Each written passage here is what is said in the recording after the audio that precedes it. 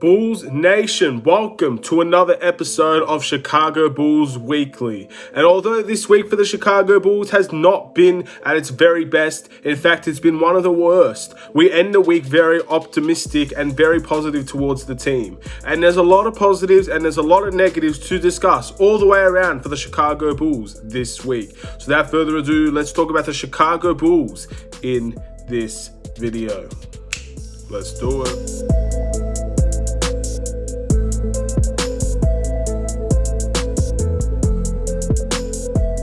What's up everybody, it's the Aidan Sports Show and welcome back to another video. Today we've got a Chicago Bulls weekly episode, and this week for the Chicago Bulls, the one that we have just finished, has ended very positively, but overall the week has been a big negative for the Chicago Bulls, and hopefully we take that positive from our last game against the Toronto Raptors and pick things up as we also discuss the games to look forward to within the future week of the Chicago Bulls. But before we get started, please like and subscribe to the Aidan Sports Show YouTube channel, turn notifications on, and let me know in the comments below overall what are your thoughts on the upcoming week for the Chicago Bulls. So this week for the Chicago Bulls, the week we have just finished, the week that has just ended with the game against the Toronto Raptors, the Bulls went 1-2 this week for the Chicago Bulls, which is a very big negative considering the teams, at least all of these teams, had strong disadvantages within this game, unfortunately, and the Bulls lost 2 out of the 3, which is unfortunate. And at the end of the day, that is something that we will go further into in this video as well. These 3 games that we played, the first game, very first game in the second half of the season, we versed the Philadelphia 76ers, and the Bulls got clobbered in that game, 127-105, as the Bulls played, in my opinion, the worst game of the season that they had played all season. That was the worst game with the OKC Thunder. Those two together go hand in hand as the Bulls' worst performances, in my opinion, of the season. Then we move things off of that back-to-back to the Miami Heat. Miami Heat, good team. I think we all know that. And they didn't have Bam Adebayo, but yet the Bulls still managed to lose this game 101-90. A closer effort with the Chicago Bulls and the Miami Heat, with both teams struggling on the offensive end. Yet somehow, someway, in the fourth quarter, Goran Dragic scores 20 points within the fourth quarter, and the Bulls concede that loss to the Miami Heat. And then the third game, which the game ended recently against the Toronto Raptors with no Pascal, no Fred VanVleet. They didn't have a lot of their players. Extremely short-staffed Toronto Raptors team. The Chicago Bulls came into home court and took care of business and took the advantage over that weakened Toronto Raptors side, beating the Toronto Raptors 118-95, playing very good basketball all the way around with a very, very good balance in scoring from every single player on that team. And that is a very positive game to end the week on. But of course, with the circumstances of how Toronto were during that game, it might not be seen as an overall fantastic game for the Chicago Bulls. But hopefully the way that we play is something that we can carry over. And those were the games that we played with the Chicago Bulls. Now, we give 3 awards away in this weekly episode of Chicago Bulls Weekly. We give away the Must Improve, which has been the disappointing player of the week that needs to step up, the Sixth Man of the Week, and the Player of the Week. And these awards tend to be very interesting and tend to be very consistent, but with changes, especially to that Toronto Raptors game. We made 2 changes to the starting lineup. Within the next few weeks, we could be seeing different choices. We could be seeing different players getting recognition every week for the Chicago Bulls, which is something I'm very happy about. So, with that being said, let's get this week out of the way. Let's talk about the must improve. And I have someone very easily to target in my opinion. He might have not done the absolute worst this week. I know there's been people on the bench that have done very badly on the Chicago Bulls throughout the entirety of the week. But this player is someone that I feel like needs to step up. And his name is Wendell Carter Jr., the center of this team. I really rate Wendell Carter Jr. And I'm not going to change my mind over recent performances. And I'm not going to change my mind when he plays extraordinarily well.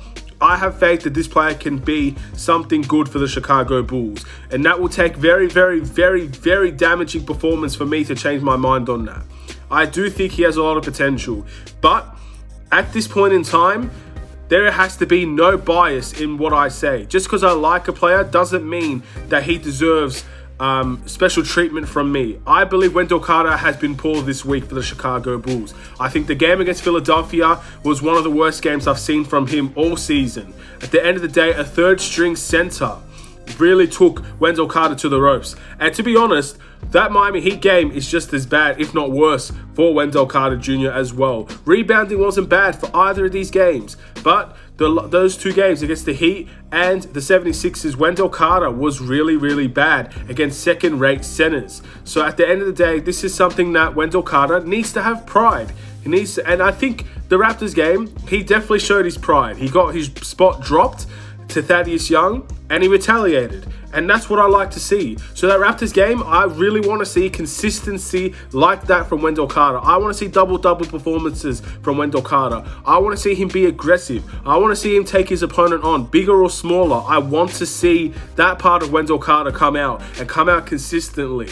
And sometimes criticism is the best way to get your players the best opportunity to succeed. If you criticize them, you give them that motivation to do better. And maybe this video will help gather Wendell Carter's momentum to do better. I'm sure he doesn't watch these videos, probably doesn't know who I am. But the fact of the matter is, these types of performances he knows he's doing poorly in should be able to bring that momentum out of him for future games.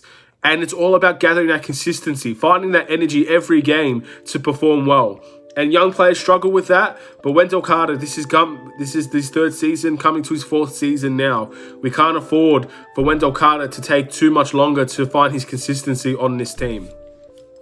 The sixth man of the week, despite starting one game against the Toronto Raptors, this is fairly easy. It's Thaddeus Young, and this could definitely be an award that the Chicago Bulls may never give to Thaddeus Young again, or I may never give to Thaddeus Young again, because he is now starting for the Chicago Bulls after that Toronto Raptors game. And in my opinion, he'll be starting for a very long time on this team, probably until the end of the season if I had to take a guess. So this might be the last time I ever give him this award, and I hope he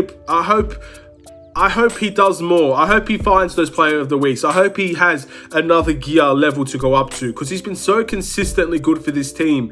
But imagine if there was another level he could go up to. Imagine if he can reach a higher level in his game. I would be in awe of what Thaddeus Young could do with another level to his game. And maybe a starting opportunity will give him that chance to really cause some damage to other opponents and to prevent those slow starts. That's the whole point that we put Satoransky and Thaddeus Young into the starting lineup, to prevent our slow starts to games, because that is a big reason why we lose a lot of our games, because we're playing catch up from the very beginning. We can get a little bit of a faster start to a game. Other teams will have to catch up to us, and maybe that's when the Bulls will exceed. And the player of the week, through some discussion in my head as well, I am going to give it to Zach LaVine. Very, very slightly. It's between Zach LaVine for me and Larry Markkinen. Larry Markkinen's first two games was absolutely amazing, but Zach LaVine's last two games was pretty good for the Chicago Bulls as well. And of course, with Zach LaVine's 30 points, 6 rebounds, 6 assist performance, I think he just edges it for me for player of the week. But Larry Markkinen deserves a lot of credit for his first two games back for the Chicago Bulls, when everybody was struggling, when everybody couldn't find their footing on this team, when it looked like we came out not ready to play against very, very weakened opportunities, very weakened teams. Larry Markkinen was the guy to really get that scoring in, to really put that work in on the offensive end. And again, I'm really happy that he's back. And maybe we could see a little bit more out of Larry Markkinen in the future in terms of consistency as well. And maybe we can finally see Zach LaVine and Larry Markkinen truly find their footing and play well together on this team. I don't like the situation where people say it's one or the other, because it's very, very frustrating. And again, if you're going to pick one or the other, you're going to pick Zach LaVine. But I don't see that point. I see Larry Markkinen truly being a valuable part of this team. And him returning has brought another element of scoring that this team just didn't have in abundance. This team didn't have a true second option. Kobe White sometimes was the second option. Wendell Carter sometimes was the second option. But there was no defiant second option on this team. There was no defiant person to give the ball to and he can get you a shot. There's no defiant person that will give you around 20 points in a game, every single game. Larry Markkinen, in my opinion, can be that. The Raptors game was an exception, of course, because not really anybody had above 20 besides Patrick Williams. That's how balanced the scoring was. But I really think Larry Markkinen is a big part of this team. And he's playing center. That Raptors game, he played center. I want to see if that continues throughout the entirety of the rest of the season. And we could truly see what Larry Markkinen is capable of as an offensive center on this team. And yeah, in terms of discussing Zach LaVine, I don't really have to say much. It's not been a great week for Zach LaVine, to be fair. There was a game in this week, I believe it was against the 76ers, where he didn't have his 20 points. He had around 15 points. He struggled. He didn't really get going in that game. Miami, I believe he had that 30-point game against Jimmy Butler. Those two went head-to-head. Very good competitors, very strong competitors. And Jimmy Butler and the Heat got away with that. And then in Toronto, against Toronto, he didn't need to do anything out of the extraordinary for Zach LaVine. So he just did his thing there. But overall, I thought he was just slightly the player of the week, and that's why he's going to get it for me.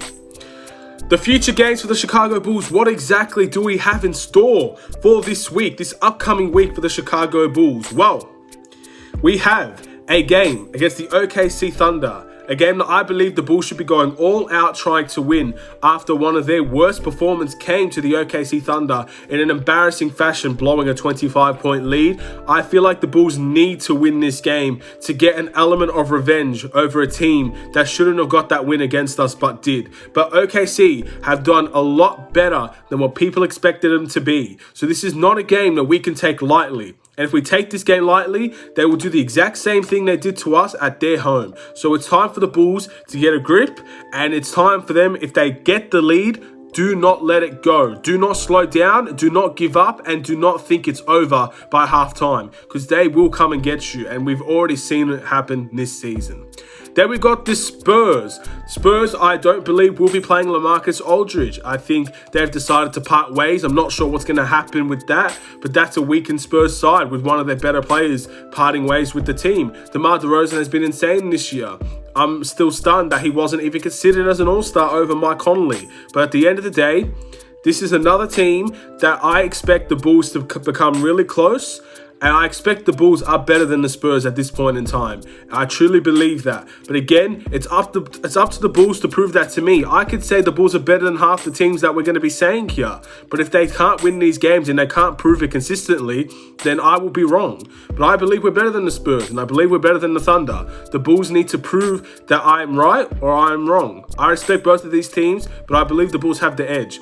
Then we've got the Denver Nuggets. We fought very well against the Denver Nuggets. I remember that game fondly, but at the end of the day, they had way too much for us to handle them, and I have a feeling it's going to be very similar the way that this game goes. But as long as we compete, there is a chance to beat teams like the Denver Nuggets, who have not been the best this season as well. Their record shows that, but with all their players healthy, they are one of the best teams in the NBA. So we need to show respect to the Denver Nuggets, and we need to compete with everything that we have, because when you compete, you always have that chance to win. Teams will slip up here and there. Denver could be one of those teams, and the Bulls need to capitalize on that if there is an opportunity there. Then we got the Detroit Pistons. That game against OKC Thunder where we blew a 25-point lead, the Detroit Pistons blew a 25-point lead to the Chicago Bulls. That first half against the Detroit Pistons that we played the first time around was one of the worst things I've seen in NBA this season through any team, not just the Chicago Bulls. That first half was a joke, and I said it in that video. But that second half was so fantastic that we fought our way back. Zach LaVine was essential in that game. Detroit Pistons will be a tough team regardless if they are last or first. It's as simple as that. They're a team that do play hard. They're a young team that have players that will be fighting for opportunities. These teams, these trap games, are games that Bulls need to learn how to win consistently. And to be honest, towards the end of the first half of the season, we've been beating teams we're expected to beat. It's time to do that now in the second half of the season, because that's how we're going to get our chance in the playoffs, by beating teams that we should be beating. There's a lot of tough teams in this schedule, but those games specifically, games against the Thunder, I believe we should be winning that game. Games against the Spurs, I believe we should be winning that game. And games against the Pistons, I believe we should be winning that game. So I'm expecting at least 3 wins here.